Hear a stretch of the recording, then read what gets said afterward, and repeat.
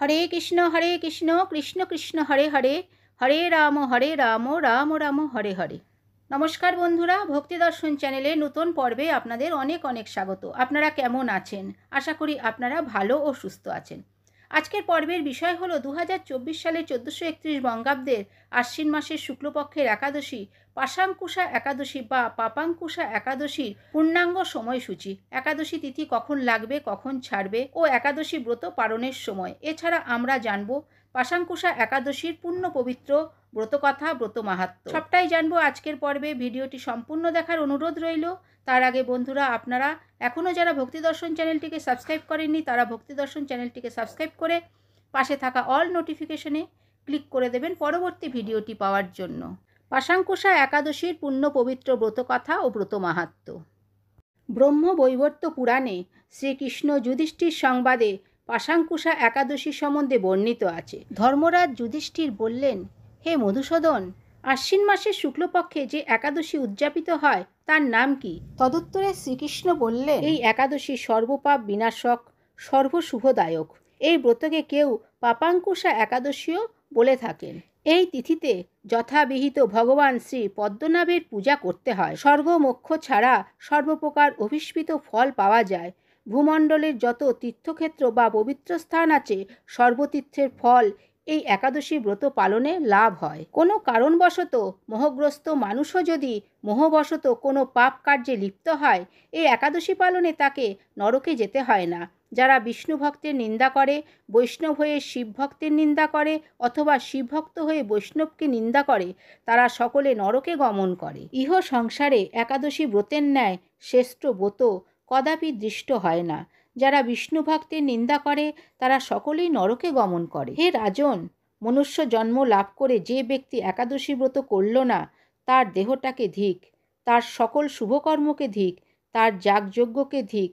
যিনি একাদশী উপবাস সহ রাত্রি জাগরণ করেন, অনায়াসে তিনি বিষ্ণুলোক প্রাপ্ত হন।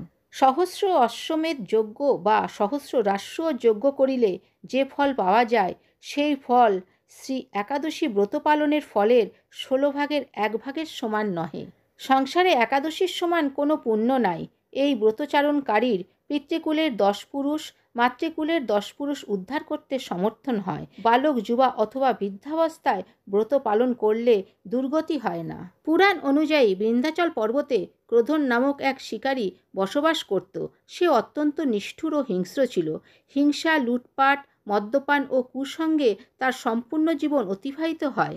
একদিন আকস্মাৎ জঙ্গলে তপস্যারত অঙ্গিরা ঋষির সঙ্গে তার দেখা হয়। অঙ্গিরা ঋষিকে ক্রোধন জানায় যে সে একজন শিকারী, তাই অনেক নিরীহ পশুপক্ষীর হত্যা করতে হয়েছে। সে বলে যে সমস্ত জীবন পাপকার্য করেছে, এর ফলস্বরূপ তাকে নরকে যেতে হবে। তখন ক্রোধন অঙ্গিরা ঋষির কাছ থেকে পাপস্খলন ও মোক্ষলাভের উপায় জানতে চায়। এরপরই ঋষি তাকে আশ্বিন মাসের শুক্লপক্ষের একাদশী তিথিতে নিয়ম অনুযায়ী পুজো করতে বলেন। ঋষি অঙ্গিরার পরামর্শ অনুযায়ী ওই শিকারী উপবাস রাখে, নিয়ম মেনে বিষ্ণুর পুজো করে এবং উপবাস রাখে। বিষ্ণুর আশীর্বাদে শিকারীর সমস্ত পাপ দূর হয়। শিকারীর মৃত্যুর পর যমদূত যখন তাকে নিতে আসে, তখন সে চমৎকার দেখে আশ্চর্যচকিত হয়ে পড়ে।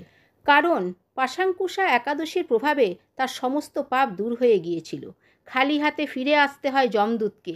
বিষ্ণুর আশীর্বাদে বৈকুণ্ঠ লোকে গমন করে। অতি দুরাচার ব্যক্তিও যদি অশ্রদ্ধাভাবে এই ব্রত করে, তবে সেও সদ্গতি লাভ করে।